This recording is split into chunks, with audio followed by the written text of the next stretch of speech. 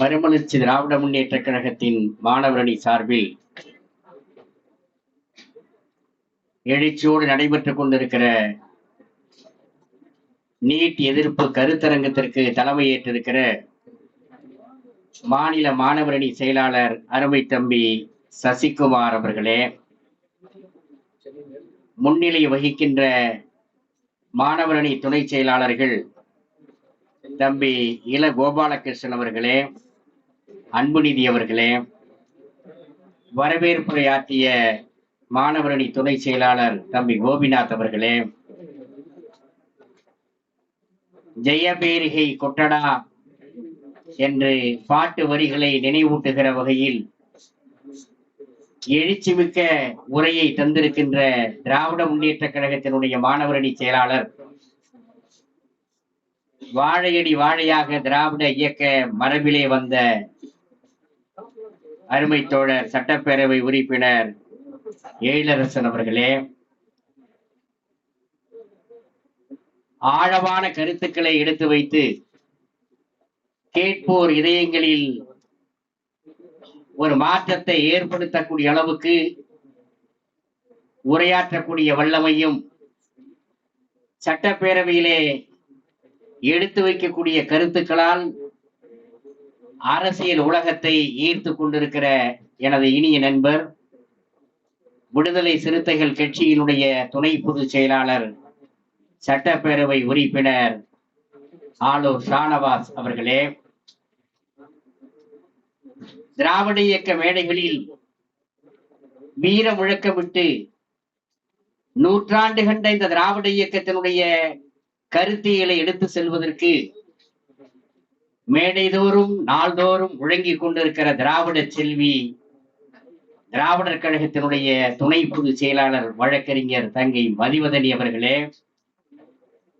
இந்த நிகழ்ச்சியிலே கழகத்தினுடைய மாணவரணி அழைப்பை ஏற்று வருகை தந்து சிறப்பாக கருத்துக்களை வழங்கி இருக்கிற எஸ்எஃப்ஐ மாநில செயலாளர் தோழர் அரவிந்த் சாமி அவர்களே, ஏஏஎஸ்எஃப் துணை செயலாளர் வழக்கறிஞர் சினேகா அவர்களே, ஆர்எஸ்எஃப் மாநில துணை செயலாளர் நெப்போலியன் அவர்களே, திராவிட மாணவர் கழகத்தின் மாநில செயலாளர் செந்தூரபாண்டியன் அவர்களே, மனிதநேய ஜனநாயக கட்சியினுடைய துணை செயலாளர் அசாருதீன் அவர்களே, கோவை அம்ஜத் எஸ்எம்ஐ மாநில செயலாளர் அவர்களே, நிறைவாக நன்றி உரையாற்ற இருக்கக்கூடிய வட சென்னை கிழக்கு மாவட்ட மாணவரணி அமைப்பாளர் தம்பி வினோத்குமார் அவர்களே, இந்த நிகழ்ச்சியிலே பங்கேற்றிருக்கிற மாவட்ட செயலாளர்கள் டிசிஆர் அவர்களே, பூவை பாபு அவர்களே, சைதை சுப்பிரமணிய அவர்களே, மாவை மகேந்திரன் அவர்களே, பூந்தமல்லி பாபு அவர்களே, கழகத்தினுடைய தேர்தல் அணி பணி செயலாளர் தோழர் சேழன் அவர்களே, கழகத்தினுடைய இளைஞரணி செயலாளர் தம்பி ஆசை தம்பி உள்ளிட்ட கழகத்தினுடைய பல்வேறு பொறுப்புகள் இருக்கக்கூடிய நிர்வாகிகளே, அனைவருக்கும் வணக்கத்தை முதற்கண் தெரிவித்துக் கொள்கிறேன்.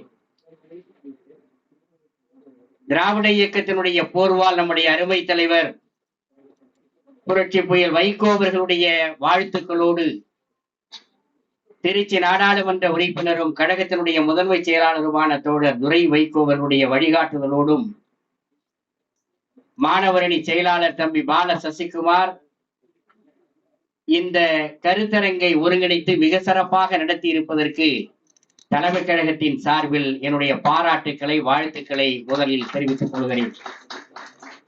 சிறப்புரையாற்ற வருகை தந்திருக்கின்ற ஆளுமைகள் மிக அற்புதமான கருத்துக்களை இங்கே எடுத்து வைத்திருக்கிறார்கள். நான் தம்பி சசிகுமாரிடத்திலே சொன்னேன், 7:30 மணிக்குள் கருத்தரங்கத்தை நிறைவு செய்து கட்டுரை போட்டி அறிவிக்கப்பட்டு ஏறத்தாழ 250க்கு மேற்பட்ட கட்டுரைகள் வந்து அதிலே கட்டுரைகளிலே எந்த கட்டுரையை தேர்ந்தெடுப்பது என்று தெரியாமல் இங்கே ஒருங்கிணைத்துக் கொண்டிருக்கிற தம்பி ரில்வான் கான் அவர்களும் சசிகுமாரும் தடுமாறி நேற்றைக்கு ஒரு வழியாக அத்தனையும் சல்லடை போட்டு சலித்து கட்டுரை போட்டியிலே வெற்றி பெற்றவர்களையும் தேர்ந்தெடுத்திருக்கிறோம். அவர்களுக்கெல்லாம் நாம் பரிசுகளை வழங்கி நீண்ட தூரம் அவர்கள் செல்ல வேண்டியிருக்கும். எனவே 7:30க்குள்ளே முடிக்க வேண்டும் என்று சொன்னேன். எல்லா ஆளுமைகளும் மிக அருமையாக இங்கே உரையாற்றினார்கள். நம்முடைய சட்டப்பேரவை உறுப்பினர் எழிலரசன் அவர்கள், நான் அவர் பேசுகிற பொழுதெல்லாம் நான் என்னுடைய சிந்தனை, நாங்கள் அண்ணாமலை பல்கலைக்கழகத்திலே நாற்றாங்காலிலே ஊறி வந்தவர்கள் என்கிற காரணத்தினாலே அந்த காலத்திலே மாணவர் அமைப்புகளிலே பேசக்கூடிய திராவிட இயக்கத்தினுடைய அந்த சுவடு மாறாமல் கருத்துக்களை இங்கே எடுத்து வைத்ததை எண்ணி நான் பெருமைப்படுகிறேன், அவரை வாழ்த்துகிறேன், பாராட்டுகிறேன்.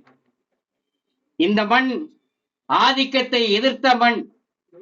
100 ஆண்டுகளுக்கு மேலாக இந்த மண்ணிலே எல்லா ஆதிக்கங்களையும் எதிர்த்து இந்த மண்ணிலே திராவிட இயக்கம் கொடிபிடித்து வெற்றி கண்டிருக்கிறது. எதனாலே நாம் மட்டும் எதிர்க்கிறோம்? அதற்கான விளக்கங்களை நம்முடைய மதிவதனி அவர்கள் இங்கே தெளிவாக சொன்னார்கள். ஆளூர் சானவாஸ் அவர்கள் சொன்னார்கள்.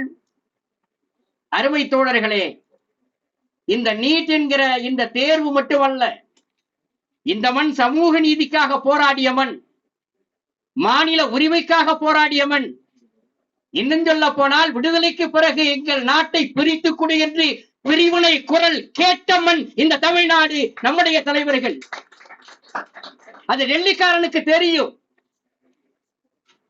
100 ஆண்டுகளுக்கு முன்பு 1912ஆம் ஆண்டு ராயல் கமிஷன் வருகிறது. அந்த கமிஷன் வந்த நேரத்திலே இந்த சென்னை மாநகரத்தினுடைய நகரமன்ற தலைவராக இருந்த சர்பிடி தியாகராயர் நீதி கட்சியினுடைய தலைவர்களிலே ஒருவர். அவர் ராயல் கமிஷனிலே சாட்சியம் அளிக்கிறார். அப்படி அளிக்கின்ற நேரத்திலே, நீங்கள் எதற்காக இந்த ராயல் கமிஷன் வந்திருக்கிறது? இந்தியர்களுக்கு சிவில் சர்வீஸ் பணிகளிலே இடஒதுக்கீடு வழங்க வேண்டும், அதை எப்படி வழங்க வேண்டும் என்பதை ஆராய்வதற்காக வந்திருக்கிறது. அதிலே கொடுக்கிற பொழுது நம்முடைய சர்பிடி தியாகராயர் சொல்கிறார், இந்தியா முழுவதும் ஒரே மாதிரியான பரீட்சை வைத்து, ஒரே மாதிரியான தேர்வு வைத்து நீங்கள் தேர்வு செய்தால் அது ஒரு சமூகத்துக்கு மட்டும்தான் பலனளிக்கும். இங்கே இருக்கக்கூடிய அனைத்து சமூகம், பின்தங்கி இருக்கிற, ஒடுக்கப்பட்டிருக்கிற இஸ்லாமிய சமூகம், கிறிஸ்துவ சமூகங்களுக்கு கல்வியும் வேலை வாய்ப்பும் கிடைக்க வேண்டும் என்றால் ஒரே தேர்வு நடத்துகிற முறையை இந்தியாவில் நீங்கள் அமல்படுத்த கூடாது என்று 112 ஆண்டுகளுக்கு முன்பு ஒரே தேர்வை எதிர்த்த தலைவர் நீதி கட்சியின் தலைவர் நம்முடைய தலைவர் தியாகராயர். 112 ஆண்டு ஆயிடுச்சு. அன்னைக்கு தியாகராயர் கேட்டார். இன்றைக்கு 112 ஆண்டுகளுக்கு பிறகு இன்னைக்கு அதே நீட் என்கிற பெயரில் வந்திருக்கிற அதை நாம் எதிர்த்து கொண்டிருக்கிறோம். நம்முடைய ரத்த அணுக்களிலே ஊறி இருக்கிற உணர்வு அந்த உணர்வு. எனவேதான் ஆந்திராவை தாண்டி இருக்கக்கூடிய எந்த மாநிலத்துக்காரனுக்கும் வராத உணர்வு, ரத்த கொதிப்பு நமக்கு வருகிறது. போராடி இருக்கிறோம், அதற்காக உரிமைகளுக்காக போராடி இருக்கிறோம். சமூக நீதிக்காக இந்திய உபகண்டத்தில் அதிக விலை கொடுத்த இயக்கம் திராவிட இயக்கம். அது வரலாற்றின் ஏடுகளிலே படித்திருக்கிறது, அதை மறைக்க முடியாது. தந்தை பெரியார் முன்னெடுத்து சென்றார். 1916 நீதி கட்சி தொடங்கப்பட்டதற்கு பிறகு அது நீண்ட நெடிய வரலாறு தோழர்களே. ஆனால் நீதி கட்சி நடைமுறைப்படுத்தியது.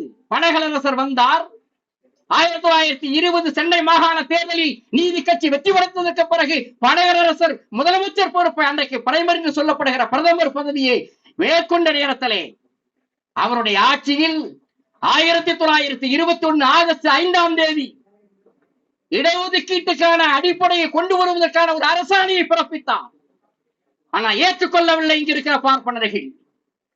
அன்றைக்கு காங்கிரஸ் கட்சியில் இருக்கிற பார்ப்பனர்களும் ஹிந்து சுதேசமித்திரன் போன்ற ஏடுகளும் ஏற்றுக்கொள்ளவில்லை. இது அநியாயம், தகுதி திறமைக்கு எதிரானது என்று கொடிபிடித்தார்கள். அதை அவர் நடைமுறைப்படுத்தவில்லை, நடைமுறைப்படுத்த விடவில்லை. சட்டமன்றத்திலே நம்முடைய டாக்டர் சி நடேசனார், திராவிட இயக்கத்தினுடைய மூத்த தலைவர், அவர் சட்டமன்றத்திலே சொன்னார், பார்ப்பனர் அல்லாதார்கள், சமூக ரீதியாக பின்தங்கி இருக்கக்கூடிய ஒடுக்கப்பட்ட மக்கள், பின்தங்கிய மக்கள், சிறுபான்மை மக்கள் கல்வி அறிவு பெறுவதற்கு, வேலைவாய்ப்பு உரிமை பெறுவதற்கு பார்ப்பனர் அல்லாதாருக்கு சலுகைகள் கொடுத்து நீங்கள் அவர்களை அந்த இடங்களை அவரை நியமிக்க வேண்டும் என்று சொன்ன நேரத்திலே இந்து பத்திரிகையும் சுதேசமித்திர பத்திரிகையும் கடுமையாக எதிர்த்து எழுதின. சிவராவ் கோவிந்தராஜன் என்ற 2 பார்ப்பனர்கள் சட்டமன்றத்துக்குள்ளே உலகம் சிரிக்கின்ற தீர்மானத்தை டாக்டர் நடேசனார் கொண்டு வந்திருக்கிறார் என்று சட்டமன்றத்தில் சொன்னார்கள். மறந்துவிடக் கூடாது. 100 ஆண்டுகளுக்கு முன்பு நம்முடைய சட்டமன்றத்தில் நடந்தது. உலகம் சிரிக்கின்ற தீர்மானத்தை டாக்டர் சி நடேசனார் கொண்டு வந்தார் என்று அன்றைக்கு பார்ப்பனர்கள் சொன்னார்கள். நிறைவேற்ற முடியவில்லை. தந்தை பெரியார் காங்கிரஸ் கட்சியிலே தான் இருந்தால் நீதி கட்சி நிறைவேற்றிய வகுப்புரிமை தீர்மானத்தை நடைமுறைப்படுத்த வேண்டும் என்பதற்காக தலைவர் தந்தை பெரியார் காங்கிரஸ் கட்சிக்குள்ளே இருந்த நேரத்திலேயே போராடினார். நீதி கட்சியினுடைய வகுப்புரிமை ஆணையை செயல்படுத்த வேண்டும் என்று குரல் கொடுத்தார். 1919 25 வரையில் நடைபெற்ற காங்கிரஸ் கட்சியினுடைய மாகாண மாநாடுகளிலே தலைவர் தந்தை பெரியார் வகுப்புரிமை தீர்மானத்தை தொடர்ந்து கொண்டு வந்தார். ஏற்றுக்கொள்ள மறுத்தார்கள். நடைமுறைப்படுத்த முடியாது என்று சொன்னார்கள். கல்வியிலே இடஒதுக்கீடு, வேலை வாய்ப்பிலே இடஒதுக்கீடு.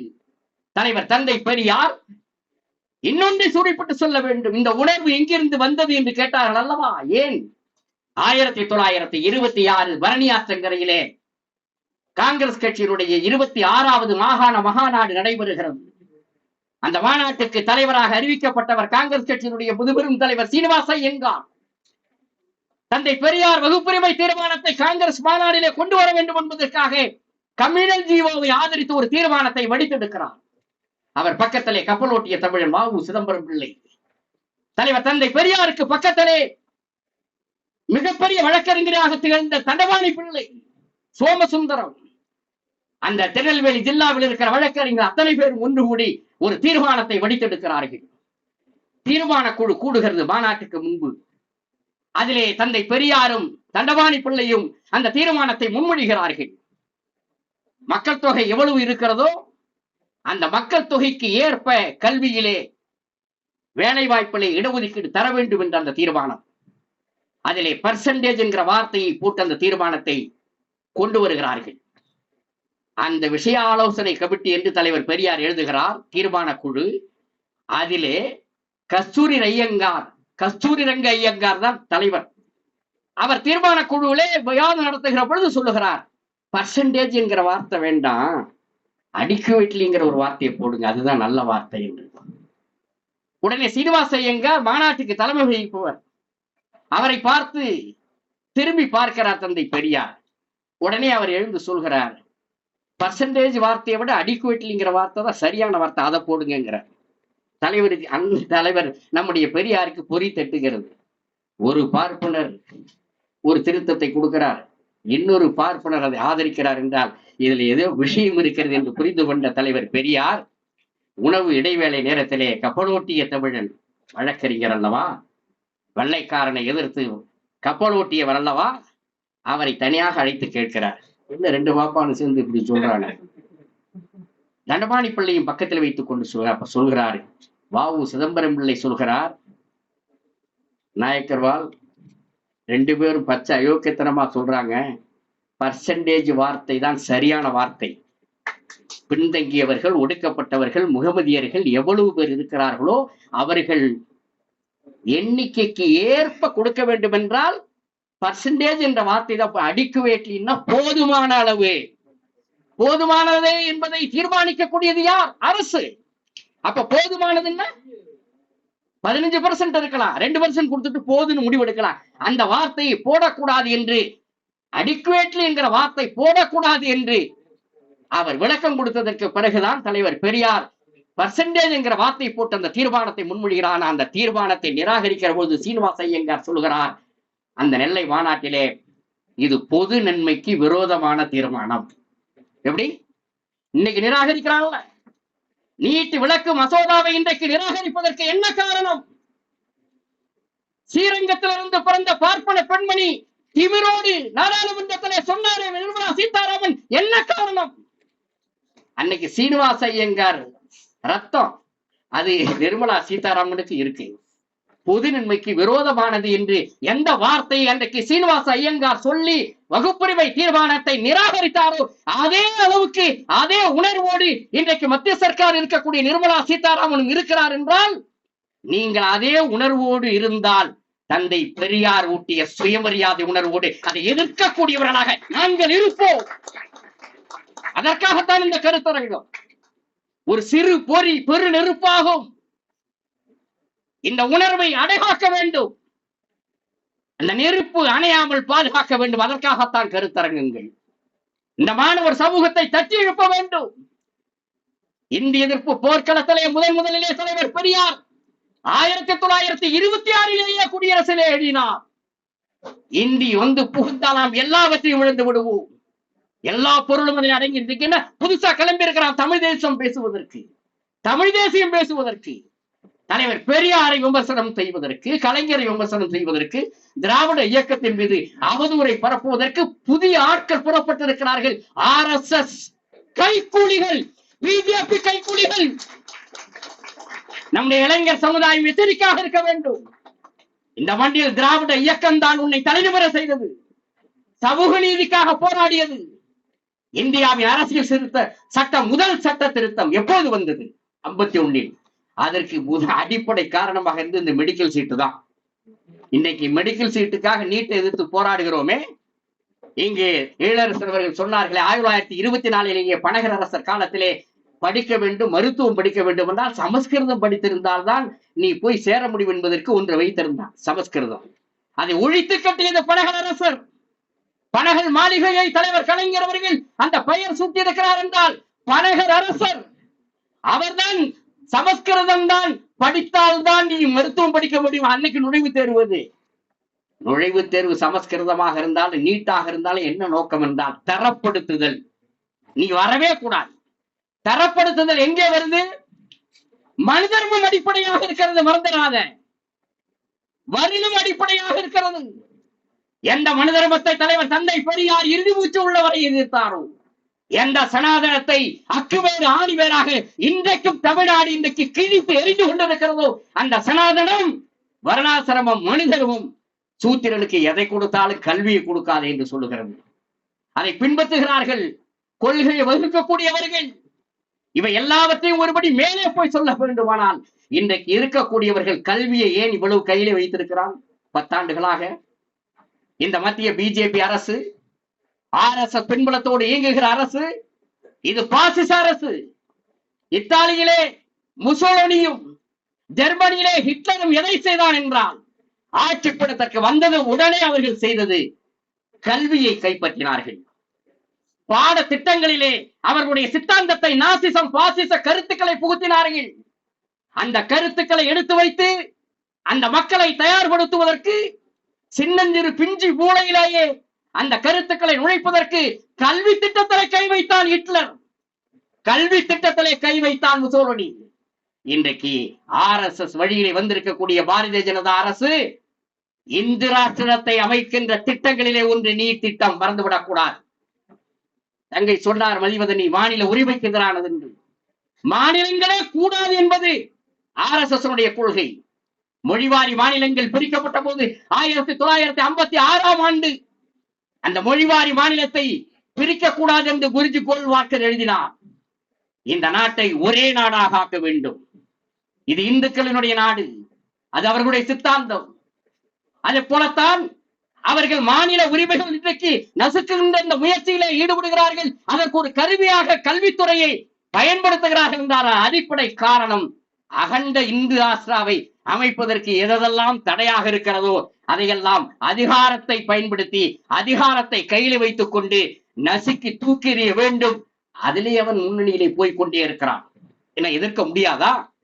1951 அதைத்தான் சொல்ல வந்தேன். முதல் அரசியல் சட்ட திருத்தத்துக்கு வழிகோலியது ஒரு மெடிக்கல் சீட் விவகாரம் தான்.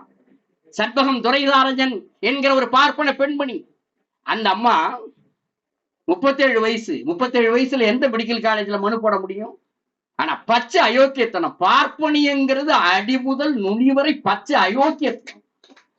மனு போடுறான் அந்த அம்மா சண்பகம் துரைராஜன்.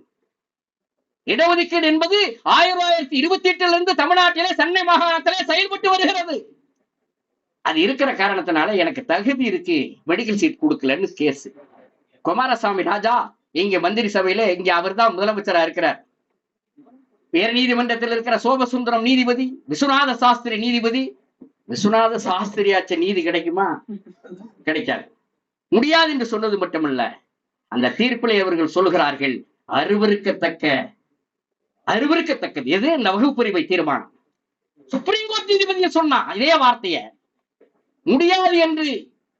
இடஒதுக்கீட்டினாலே சண்முகம் துரைராஜனுக்கு அவர் தகுதி இருக்கிறது, திறமை இருக்கிறது, சீட் கிடைக்கல. நீ பின்தங்கிய சமூகத்தை, ஒடுக்கப்பட்ட சமூகத்தை முன்னேற்றணும்னா இலவசமா கல்வி கொடு, சீருடை கொடு, பாட புத்தகம் கொடு, படிக்கிறதுக்கு உதவி பண்ணு. எதுக்கு சீட்டு கொடுக்குற? ஜாதி வாரியா பாக்குற, வகுப்பு வாரியா பாக்குற? கூடாது. தகுதி போயிடும், திறமை போயிடும். இன்றைக்கு சொல்லுகிற இதே வார்த்தையை அன்றைக்கு உயர் நீதிமன்றம் கேட்டது, உச்ச நீதிமன்றம் அதை அங்கீகரித்தது. செல்லத்தக்கதல்ல தமிழ்நாட்டிலே செயல்படுத்துகிற அந்த உரிமை, அந்த வகுப்புரிமை இடஒதுக்கீடு கொள்கையை ரத்து செய்தது தமிழ்நாட்டு உயர்நீதிமன்றம், சென்னை உயர்நீதிமன்றம். அது உச்ச நீதிமன்றத்திற்கு மேல்முறையீடு செய்தார் குமாரசாமி ராஜா. அங்கே உச்ச நீதிமன்றத்திலேயும் தள்ளுபடியானது. ஒரு அரசியல் சாசன பெஞ்ச், அரசியல் சாசன அமர்வு விசாரித்தது, அங்கேயும் தள்ளுபடியானது. வேறு வழி இல்லாமல் தலைவர் தந்தை பெரியார் 1950 ஆகஸ்ட் 14 வகுப்புரிமை நாள் கடைபிடிக்க வேண்டும் என்று அறிக்கை கொடுத்தார். போராட்ட களத்தை தயார் செய்தார். தந்தை பெரியார் ஒரு புறம் போராடினார், பேரறிஞர் அண்ணா இன்னொரு புறம் களம் அமைத்தார். இந்த போராட்டத்தினுடைய வீச்சு உள்துறை அமைச்சராக இருந்த சர்தார் பட்டேல் தமிழ்நாட்டுக்கு வந்த போது கருப்பு கொடி காட்டுவேன் என்று தலைவர் பெரியார் அறிவித்தார். ஏன் இந்த கருப்பு கொடி போராட்டம்? வந்து இறங்கிய உடனே பட்டேல் கேட்கிறார்.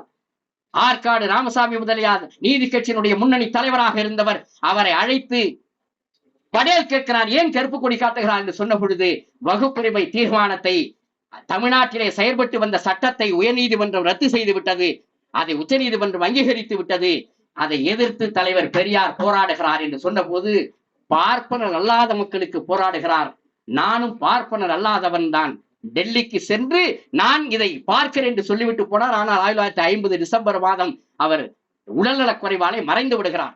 நெருக்கடி முத்துகிறது.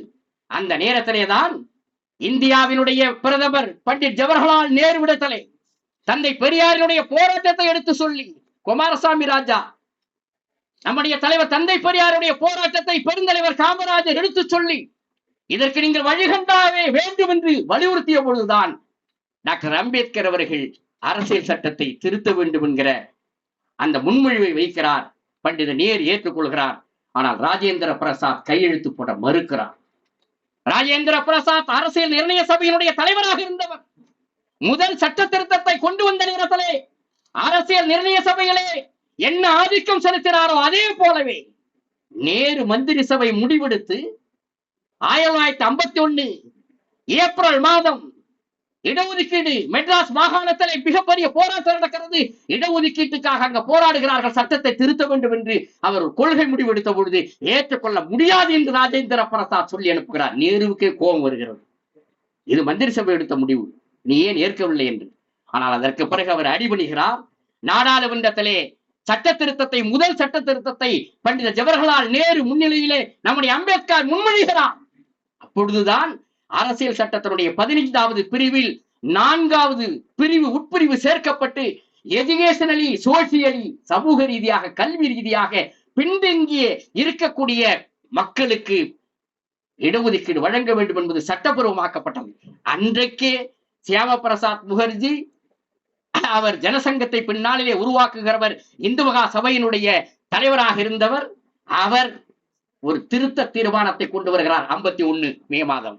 அதுல என்ன தெரியுமா? சோசியலி, எஜுகேஷனலி என்பதிலே எக்கனாமிக்கலி என்கிற ஒரு வார்த்தையை சேருங்கள், பொருளாதார ரீதியாக என்று. நேரு ஒத்துக்கொள்ளவில்லை, அவர் அம்பேத்கர் ஒத்துக்கொள்ளவில்லை. ஆனால் ஒன்றை நீங்கள் புரிந்து கொள்ள வேண்டும் தோழர்களே, 1951ஆம் ஆண்டு சியாம பிரசாத் ஜனசங்கம், இன்றைக்கு இருக்கிற பாரதிய ஜனதா கட்சியினுடைய தாய் அமைப்பு, அந்த ஜனசங்கத்தினுடைய தலைவர் சியாம பிரசாத் முகர்ஜி, எஸ்பி முகர்ஜி எந்த எக்கனாமிக்கலி என்கிற கிரிட்டீரியா சேர்க்க வேண்டும் என்று சொன்னாரோ அதை அவர்கள் 80 ஆண்டு காலம் அந்த கொள்கையை அடைகாத்து வைத்து 2019 ஆட்சி பீடத்திலே மிருகத்தனமான மெஜாரிட்டி இருக்கிற பொழுது பொருளாதார இடஒதுக்கீடு என்பதை நிறைவேற்றி விட்டார்கள். 10% மறந்துவிடக்கூடாது. அப்ப அவன் என்ன, அவன் நினைக்கிறத செய்கிறான். 51 சியாமா பிரசாத் முகர்ஜி பொருளாதார இடஒதுக்கீடு வேண்டும் என்று சொன்னதை 2019 அவன் அதிகாரம் கையில் இருக்கிற போது நிறைவேற்றி கொண்டிருக்கிறான் என்றால் அவன் என்ன நினைத்தானோ, எந்த கோட்பாட்டிற்கு நிற்கிறானோ அந்த கோட்பாட்டை நடைமுறைப்படுத்துவதற்கு சட்டத்தை பயன்படுத்துகிறான், அதிகாரத்தை பயன்படுத்துகிறான் என்றால் நம்முடைய தோழர்கள் இந்த திராவிட மண்ணிலே நாம் எந்த நோக்கத்தோடு திராவிட இயக்கம் இந்த மண்ணிலே சமூக நீதிக்காக, மாநில உரிமைக்காக, கல்வி உரிமைக்காக குரல் கொடுத்ததோ அந்த சித்தாந்தங்களை இந்த மண்ணில் அழியாமல் பாதுகாப்பதற்கு, இந்த நாட்டு திராவிட மாணவர்களை ஒன்று திரட்டுவதற்கும், நம்முடைய எதிரிகளை இருக்கிற இடம் தெரியாமல் செய்வதற்கும் மாணவர் புரட்சியை ஏற்படுத்த கிளம்புங்கள் திராவிட கூட்டம் என்று கூறி வாய்ப்புக்கு நன்றி பாராட்டி அமைகிறேன். நன்றி, வணக்கம்.